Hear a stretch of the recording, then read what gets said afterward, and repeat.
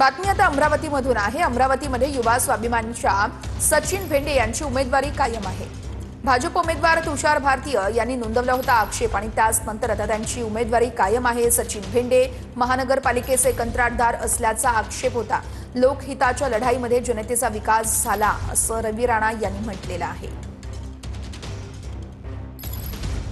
अन्यायाच्या विरोधात तुषार भारतीय नेहमी राहिला आहे आणि हा जो निर्णय आहे हा निर्णय लोकशाहीची पायमल्ली करणारा आहे।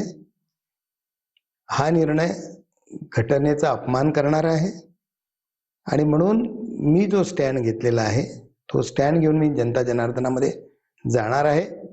आणि यांनी कशा पद्धतीने महानगरपालिका लुटली, कशा पद्धतीने कामं केली आहेत, हे सगळं मी जनतेसमोर मांडणार आहे। सचिन भेंडे हे खऱ्या अर्थानं जनतेच्या हृदयामधले जनसेवक आहे आणि या ठिकाणी लढना भी पक्का आहे और जीत भी पक्की आहे। आणि मी राज्याचे मुख्यमंत्री देवेंद्र फडणवीस साहेबांचे आभार व्यक्त करीन की सत्यासोबत ते उभे राहिले आणि राज्याचे महसूल मंत्री चंद्रशेखरजी बावनकुळे साहेबांचे आभार व्यक्त करीन की सत्यासोबत ते उभे राहिले, त्याबद्दल मी त्यांचे आभार व्यक्त करीन।